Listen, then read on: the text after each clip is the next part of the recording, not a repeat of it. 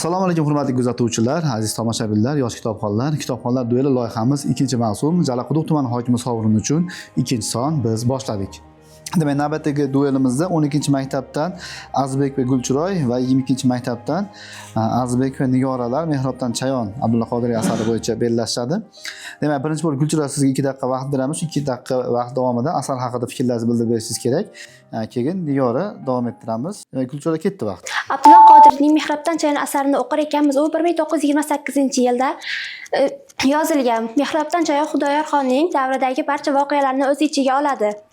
Mehrobdan Chayon asarida eng bosh rollarda Ra'no, Anvar va Solih Maxdum, Abdurahmon bosh rollarda yozilgan. Ra'no va Anvarning sevgisi, ular poklik va go'zalliklarni o'z ichiga olib, ularning otasi, ya'ni Anvarning boqib olgan otasi Solih Maxdum va Solih Maxdumning qo'lida tahsil olgan Abdurahmon eng asosiy rollarda va Sultonali Anvarning hamkasbi hamda do'sti bo'lib rol o'ynaydi.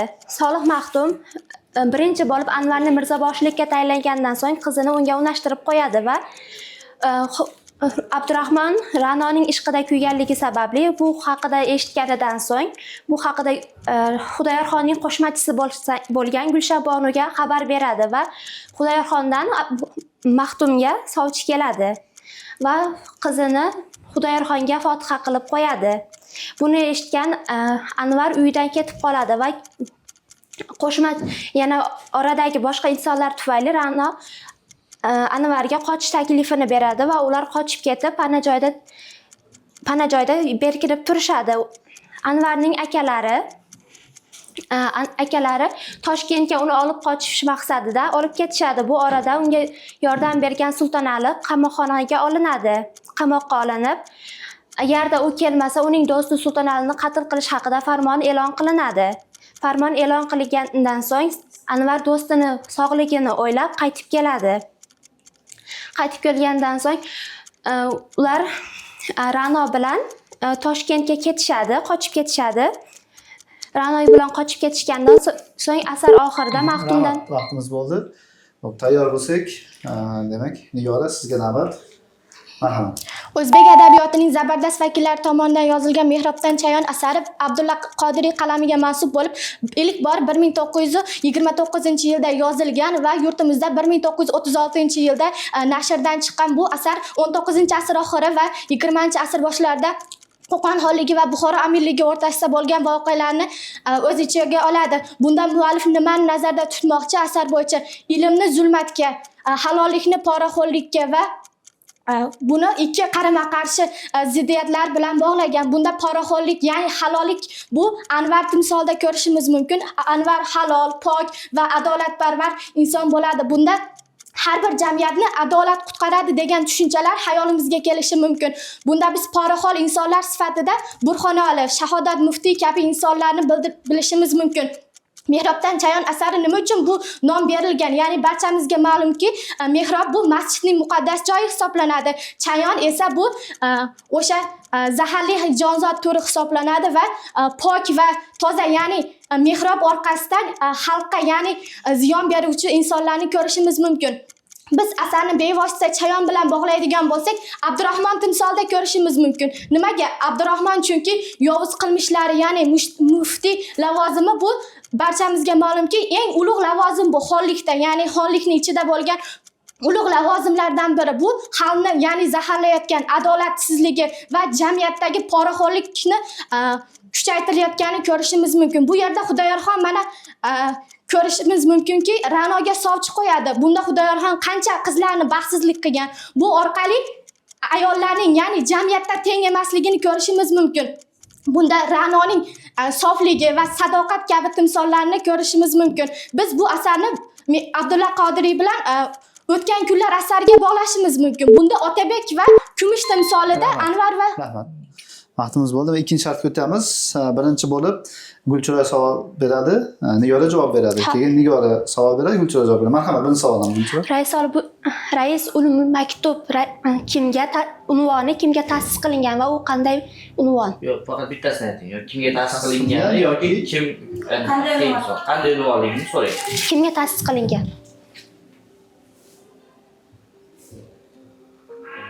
Sultonali Mirzoga. Yo'q. Javob Solih Maxtumga, qizini Ra'noga unashtirilgan. Birinchi savol. Yurtda ikkita aqlli bo'lsa, biri Anvardir deya ta'rifni Anvarga kimga bergan? Solih Maxtum? Yo'q. Yo'q. Sultonali. Sultonalining xotini Rizvon bergan. Savol. Ra'no qaysi kunni kutib ham chekadi? Anvarning qaytishini kutib. Yo'q. Juma kunini. Xudoyorxon bilan to'y kun. Savol. Savol qush tilini qush biladi deb asarda ta'kidlangan va yozuvchi qanday mukofotga sazovor bo'lgan? Bilmayman. Mustaqillik ordeniga sazovor bo'lgan mukofot. Yo'q, hozir asar ichidan beraylik, yozuvchi qayerda? Asarda hop bilamizki, Abdurahmon Buxorodagi madrasani tamomlab keladi va necha yoshda edi o'sha paytda? 35 yoshda. 28 yoshda edi. Savol.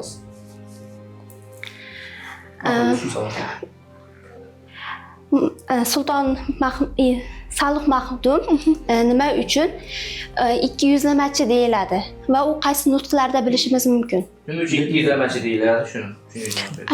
Solih Maxtum 200lamachi deyilgani bu Ra'noda Xudoyorxonga mol mulk yoki turli xil boylik ilinchida nikohlab bergani va Xudoyorxonni turli xil sovg'alar jo'natganligidan. Yo'q. Solih Maxtumning o'zi ko'p jumlalari diniy taraflama bo'lib, ammo u ko'proq boshqa dinni emas, dinni niqob qilib boshqa yo'lni tutganligi uchun. Rajabning o'g'li kim edi? Boshqatdan. Rajabning o'g'li kim edi? Nazm. To'g'ri.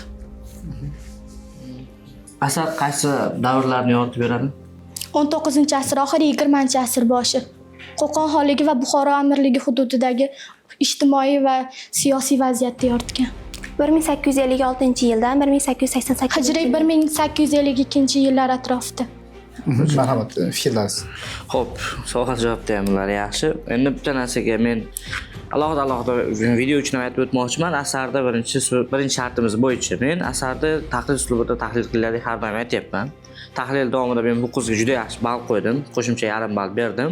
Ammo savol javobda ko'rdikki, Azbek va Gulchiroy ham yaxshi qatnashdi. Menga qolsa shu ikkala o'quvchini keyingi bosqichga chiqargan bo'lardim, lekin meni fikrim bo'yicha Azbek va Nigora keyingi bosqichga yo'l olgani ma'qul. Bu meni fikrim. Xo'p, rahmat. Men shu fikrga qo'shilaman va birinchi shartimizga ko'proq ball beriladi. Chunki birinchi shartda asosiy urg'u asarni qay darajada o'qiganligi va qay darajada bizga umuman tomoshabinlarga, kitobxonlarga yetkazib bera olganligiga urg'u beramiz. Demak, keyingi bosqichga Nigoraxon chiqadi, Gulchiroyga esa keyingi nimalarda omad tilaymiz, zafarlar tilaymiz. Rahmat.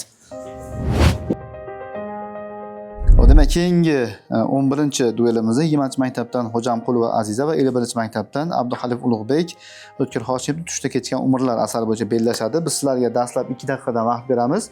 Asar haqida fikrlarni bildirishinglar kerak bo'ladi. Qur'a bo'yicha Aziza birinchi siz gapirasiz.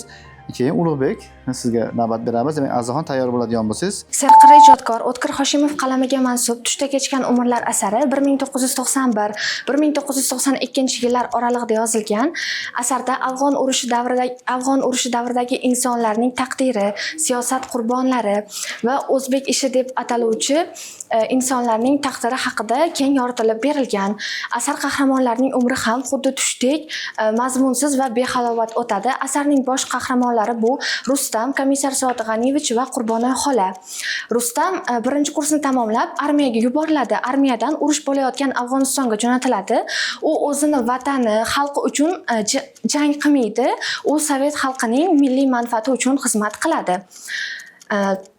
Rustam urush xotiralaridan qutula olmaydi, chunki u yerda uning safdoshlari Xayriddin, Temur aka, Sashaning mina portlash natijasida tanasi parchalanib ketganini ko'rishi Rustamga anchagina ruhiy zarba beradi. U urushda biqinidan o'q yeb uyga qaytib kelganida Rustam kutayotgan ikkinchi zarba bu otasining o'zbek ishi deb nomlangan poraxo'rlikda ayblanishi bo'ladi. U o'z sevgan qizi Shahnozaga uylangan bo'lsa ham, garchi ikkalasi bir-birini yaxshi ko'rsa ham, ular baxtli hayot kechira olmaydi. Buning asosiy sababi urushning salbiy ta'siri edi. Rustamning xotini Shahnozaning baxtsizligida o'zini aybdor qilishi, uyga qaytib kelgandagi ketma-ket yolg'on aqidalar adolatsizliklar Rustamning fojiali o'limiga olib keladi. Yana bir qahramon bu komissar Ismat G'aniyevich. Menimcha u har bir kitobxon qalbida nafrat uyg'otadi. Chunki u otasining izidan borib, sovet komissari bo'lib yetishadi. Yoshligidan ko'plab insonlarning nohaq ayblanishiga sababchi bo'ladi. Men Soat G'aniyevichni beshafqat va bir ayolning nomusiga tekkan inson deb atashim mumkin. U qaraganda ham afsus qilmaydi, dunyo qarashini ham o'zgartirmaydi. Vaqtimiz bo'ldi. Demak, Ulug'bek tayyor bo'lsangiz, vaqt ketdi. Assalomu alaykum. Tushda kechgan umrlar asarida bu O'tkir Hoshimovning eng so'nggi asarlari hisoblanadi. Bu asar 1991 va 1992 yillar oralida yozilgan. Bu asarda Shahnoza va Rustamning hayotlari, tanishgan chog'lari keng yoritilgan. Bu asarda Tushda kechgan umrlar nomi berishidan maqsad bu insonning hayoti tush kabi tez o'tishini belgilab beradi. Tushda kechgan umrlar asarida bu asarda o'qib chiqib Nima yo'q, aynan sizga asar. bu asarda o'qib chiqib men shundan xulosa oldimki, bu asarda o'qib vaqtni mazmunli o'tkazishni, vaqtni bezoya o'tkazmasdan, misol bu asarda talabalar paxta terimlariga chiqarilgan, majburiy paxta terimlar keng yoritib berilgan. Hozirda biz maktablarda 11-sinfgacha o'qiyapmiz. Shunga shukr qilib yaxshi o'qishimiz kerak ekan. Bu asarda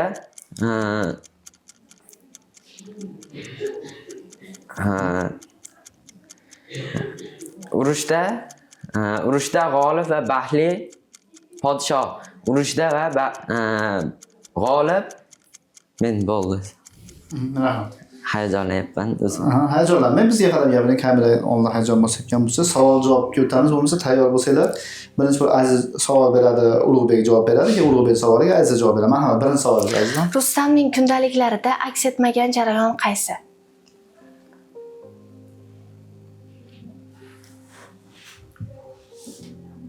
Menda savol yo'q. Rustamning kundaliklarida aks etmagan jarayon bu sudda ishlagan davri. Chunki urushda yashaganda, urushda xizmat qilganlar. Bu asarda yoshlik nimaga o'xshatilgan? Yoshlik? Javob yo'q. Subhadamga o'xshatilgan. Subhadamga. Tong. Marhamat, savol. To'y qilgan Ahmadaliyevning kelinining ismi? Yo'q, savol. Zeboxon. Qishloqda yashay turib mol boqmaslik gunoh obrazi kim tomonidan? Mariya Sergeyevna. To'g'ri. Savol. Liyova xarid qilmoqchi bo'lgan tarvuz necha kilo chiqadi va chol unga qancha so'm berishni taklif qiladi? Savol yo'q. 12 kilo chiqadi, 8 so'm 40 tiyin bo'ladi, chol 8 so'm bera qol deydi. Asarda tun nimaga o'xshatiladi? Tun? Javob yo'q. Yolg'izlikni sinash uchun mo'ljallanganda. Bo'ldi. Yaxshi, asarni aytib berish, tahlil qilib berish bo'yicha bu qizimizni o'zingizlar ko'rib turibsizlar. Birinchi shart bo'yicha g'olib aniq bo'ldi. Ikkinchi shartda ham, savol javob shartida ham Xo'jamqul va Azizaxonning qo'li baland keldi va ikkala shart natijasi bo'yicha keyingi bosqichga Xo'jamqul va Azizaxon yo'l oladi. Abduhalil Ulug'bek, sizga omad tilaymiz keyingi ishlarda. Demak, navbatdagi duelimiz 44-maktabdan Rahimberdieva Mushtaribonova, 41-maktabdan Ilhom va Gulsanamlar Albert Camus'ning Begona qissasi bo'yicha bellashadi. Sizlarga 2 daqiqadan vaqt beramiz.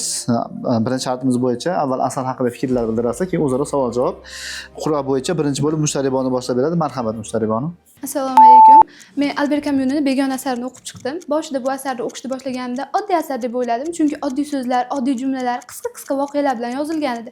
Men undan boshida ma'no izladim, lekin o'zi kitob o'zi hayotda ba'zi bir mantiqsizliklar bo'ladi, ma'nosiz shunchaki narsalar bo'lishi mumkin degan ma'noda yozilgan ekan o'zi kitob.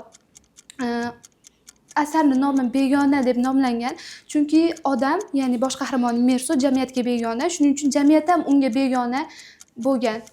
uni jamiyatga begonaligi shundan iboratki, u o'zini his-tuyg'ularini ko'rsatmaydi, boshqalarning singari o'zini soxta tutmaydi. Ichidagi his-tuyg'ularini boshqalarga ko'rsatmagani uchun u onasini janozasida ham yig'lamaydi, chunki unga quyosh ta'sir qiladi. Odamlar buni onasini yomon ko'radi, hattoki onasini yoshini ham bilmaydi deb hisoblaydi, lekin u onasini aslida yaxshi ko'rgan. Keyin u turmush, do'stlik masalalariga ham oddiy qaraydi. Chunki ertaga nima bo'ladi, nima qilaman ertaga degan savollarni o'ziga bermaydi, bu narsalar bilan o'ylamaydi, faqat buguni bilan yashaydi. Arab yigitni o'ldirib qo'yganda ham u bundan afsuslanmaydi.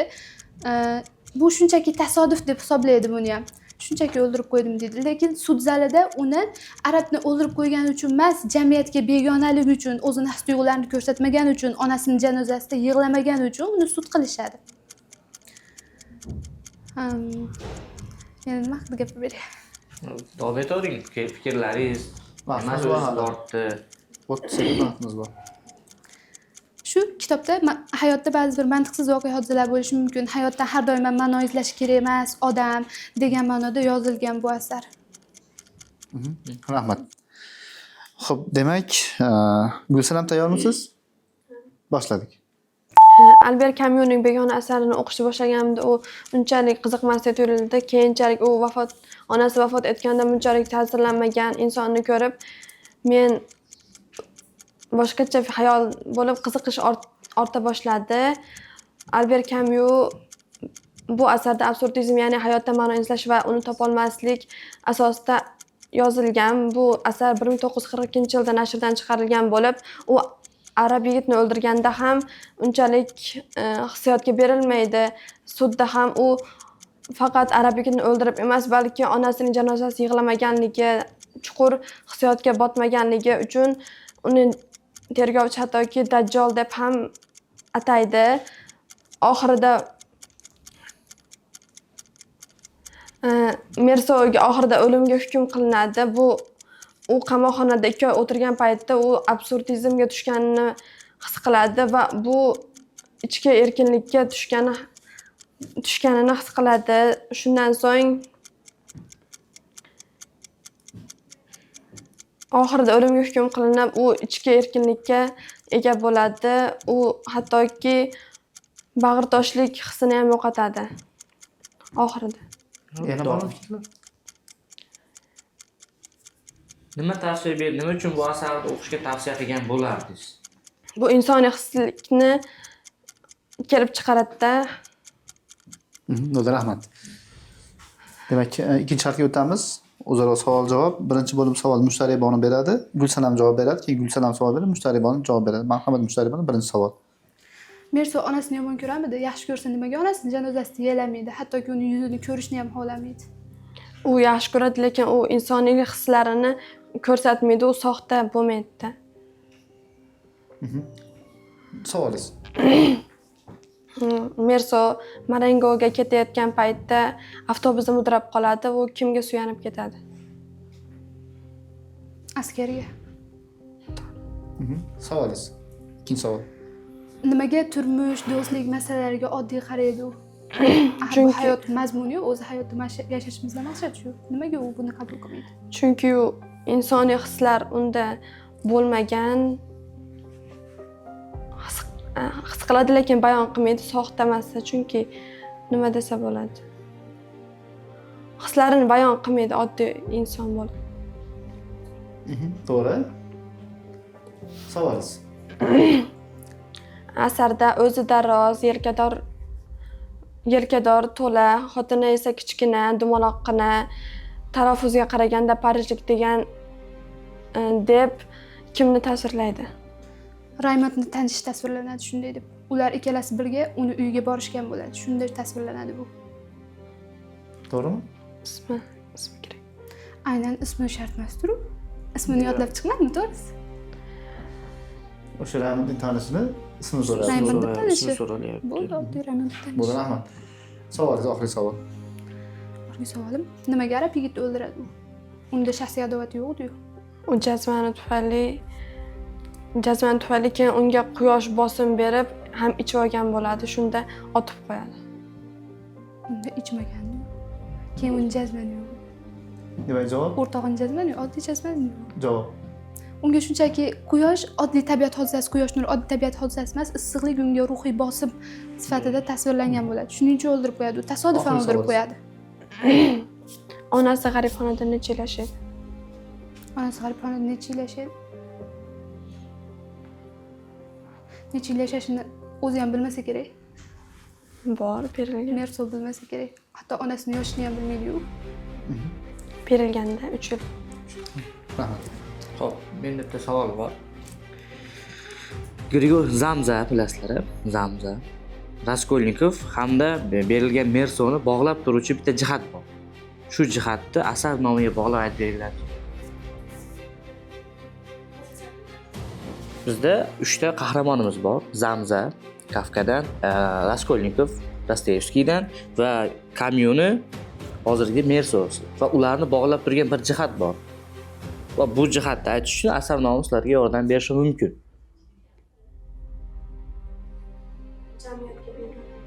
Jamiyatga ularni barchasi qalban yoki umuman ruhan jamiyatga begona hisoblanishgan yoki jamiyatdan boshqacharoq fikrlashgan. Begonaroq bo'lishadi u. Fikrli. Men 3-savol bekor bermadim, chunki meni fikrlarim bo'yicha ikkala qiz ham bir xil anaqada ketyapti, yaxshi ketyapti. Lekin shu savolni oxirgi savol javobidan kelib chiqib, qizimiz Ilhom va Gulsanami? Meni fikrim bo'yicha Ilhom va Gulsanam keyingi bosqichga yo'l olishi kerak, yo'l olsin degan fikrni bildiraman. Lekin sizga ham yaxshi, zo'r. Faqatgina o'sha savol ro'yinab qo'yapti. Demak, meni fikrlarim savol javobda iloji boricha mushtaribonu faktli savollar tayyorlab kelish kerakda. Raqibni yengish uchun siz umumiy savol beryapsiz, u savolga men ham asar o'qimagan odam ham javob berishi mumkin-da. Bu insonlik hamma asar nomidan kelib jamiyatga begona, shuning uchun shunaqa deb aytib qo'ysa bo'laveradigan savollar beryapsiz-da. Raqibingizni yo'q, bu duel degandan keyin bu shartlarimiz shunaqa raqibni yengib, raqibni yiqitib, duel o'zi bilasiz nimaligini. Raqibni yengish kerak edi. Shu nuqtai nazardan siz yutqizdingiz. Agar balki siz faktli savollar tuzib kelganingizda yutishingiz mumkin edi. Demak, sizga kelgusi ishlarda omad tilaymiz. 41-maktab Ilhom va Gulsanam keyingi bosqichga chiqadi. Keyingi bosqichga sizga ham omad tilaymiz. Rahmat. Demak, navbatdagi 13-duelimiz baxtli raqam 27-maktabdan Mannop Durdona va 43-maktabdan Safo Shohixonlar Abdulla Oripov Sohibqiron dramasi bo'yicha bellashishadi. Birinchi bo'lib Durdona siz boshlab berasiz. Birinchi shartimiz 2 daqiqa vaqt beramiz. Asar haqida fikrlaysiz, keyin siz davom ettirasiz. Savol-javobda Durdona birinchi savol beradi, siz javob berasiz, keyin siz savol berasiz, siz javob berasiz. Tushunarlimi? Demak, tayyor bo'lsak boshlaymiz. O'zbek adabiyotining yirik namunasi Abdulla Oripov qalamiga mansub Sohibqiron dramasi she'riy tarixiy drama janrida yozilgan bo'lib, bu asar Sohibqiron bobomiz Amir Temur hayotlari haqida bo'lib, asar 5 sahnadan iborat bo'lib, har bir sahna har tarixdan bir parcha desak ham bo'laveradi. Birinchi sahnada Amir Husayn va Amir Temur orasidagi mojaro haqida bo'ladi. Ikkinchi sahnada esa Amir Temur mulozimlari, amirlari, shahzodalar bilan o'tkazgan muzokarasi haqida bo'ladi. Va uchinchi sahna esa Boyazid bilan jang, ya'ni Angoradagi jang haqida qisqacha aytib o'tiladi. To'rtinchi sahnada esa Amir Temur jangdan qaytib kelib g'alabasini nishonlash va nabiralarning to'ylari haqida qisqacha yozilgan bo'ladi va oxirgi 5-sahna esa Chin yurtiga safar va Amir Temurning o'limi haqida yozilgan bo'ladi. Asar asosan Amir Temur hayoti haqida yozilgan bo'lsa-da, asarda Amir Temurni asl ichki kechinmalari ko'rsatib beriladi. Amir Temur ko'proq janglar ichida emas, o'ylar, hayollar ichidaligini bilib olsak bo'ladi bu asarda. Chunki u podshoh bo'ldi deganda juda katta mas'uliyatni yuklaganini his qilgan va o'sha mas'uliyatni ko'tarib turib, qanday qilishni harakat qilgan va u ko'proq jang qilishni xohlamagan. U majbur bo'lgan jang qilgan. O'sha vaqtni jang qilish majbur bo'lgan. Lekin ayniqsa Boyazid bilan bo'lgan jang uni juda katta xotirasi qoladi va o'lishdan oldin ham o'shani o'ylab bo'ladi. Chunki Boyazid bilan jangda u ham turkman, bu ham Amir Temur ham turkman. Ikkalasi ham muslim bo'lgani uchun musulmonga. Rahmat. qarshi. Demak, Shohistaxon, tayyormisiz? Ketdik. Abdulla Aripov qalamiga mansub Sohibqiron dramasi 1977-yilda yozilgan bo'lib, bu dramada Amir Temurning hayot yo'li, faoliyati keltirilgan. Bu drama 5 ta sahna ko'rinishdan iborat bo'lib, birinchi sahna ko'rinishda sartarosh bilan suhbat quradi. Ikkinchi sahna ko'rinishda esa ko'p xizmatkorlari bilan muloqot qilishadi. Muloqotda sartarosh bilan Amir Temur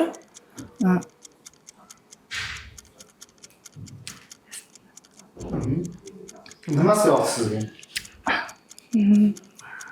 Amir Temur haqida yozilgani, faoliyati. Ko'pincha u xizmatkorlari bilan suhbat quradi. Xizmatkorlari esa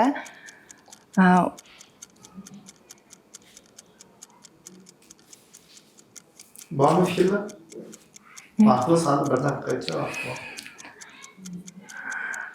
Bu dramada asosiy personajlar o'rin olgan. Bu personajlardan biri Amir Temurning o'ziga ishonchi va qudrati, oilasiga bo'lgan munosabati, keyin ishqiy munosabatlar ham keltirilgan.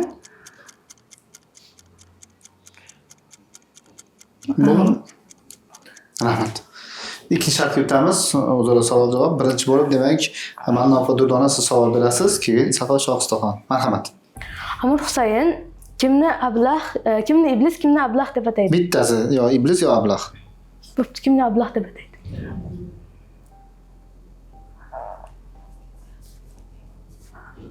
Amir Husaynni Amir Husayn kimni ablah deb ataydi? Bormi javob? Mirshab Yo'q. Marhamat javob. Kaykusrofni. Savol.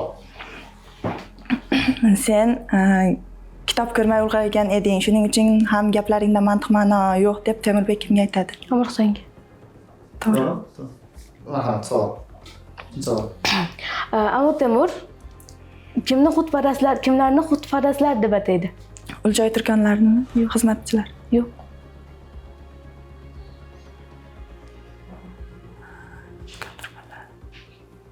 Bormi? Marhamat javob. Qo'ldan tortib shoxlarga qadar xudparastlar deb ataydi. Savol, sizning savol. Dramada Abdulla Aripovning Sohibqiron dramasida kimlar ishtirok etgan? Juda ko'p odam ishtirok etgan. Asosiy rolda Amir Temur, Amir Husayn, Boyazid, Bibixonim, uning yori, Bibixonim, o'g'illari. Savol, savol. Uchinchi savol. Amir Temur aytadi, fikricha, fuqarolar shohlarni, ya'ni hukmdorlarni qanday asrash kerak? Asrash kerak. Javob yo'q. Sevib, fuqarolar hukmdorlarni sevib, umid qilib va qo'rquv bilan asrash kerak. Sohibqiron dramasida 5-sahnasida bo'lgan 5-sahnasidagi ma'lumotlarni aytib bering. 5-sahnasida asosan Ahmad Yasaviy birinchi avval darvesh ko'rinishda kelgan Xizr keyin Xizrligini anglashi va Xizr Ahmad Yasaviy ko'rinishda gapirish, uchalasi gaplashishi va Amir Temur o'limi haqida keltirilgan. Bu yerda bahs munozaraga hojat yo'q. Bu hammani fikri bilan berchi, hamma tomoshabinlar ham ko'rib turibdi, hakamlar ham ko'rib turibdi. Mannopa Durdona sizlar. Mannopa Durdona keyingi bosqichga yo'l oladi. Keyin shu yerda bitta narsa eslatmoqchiman. Bu yo'lagan bir necha bor eslatyapti. Savol dueldoshingizga aniq lo'nda bo'lishi kerak. Yaxshi savol tayyorlab kelishinglar kerak. Mana siz keyingi bosqichga yo'l olyapsiz. Savollaringiz aniq lo'nda, aniq fakt bilan javob bera oladigan savollar bo'lishi kerak. Xo'pmi? Shunaqa savollar tayyorlab beringlar. Kitobxonlar duel loyihasi ikkinchi mavsum, ikkinchi son o'z nihoyasiga yetdi. Bu safargi Kitobxonlar duel loyihamiz Jalaquduq tumani hokimi sovg'ini uchun o'tkazilmoqda va Jalaquduqdagi eng faol yosh kitobxonlar qatnashmoqda. Ularni qo'llab-quvvatlash uchun izohlarda yozib qoldirasiz degan umiddamiz. Navbatdagi sonlarda ko'rishguncha.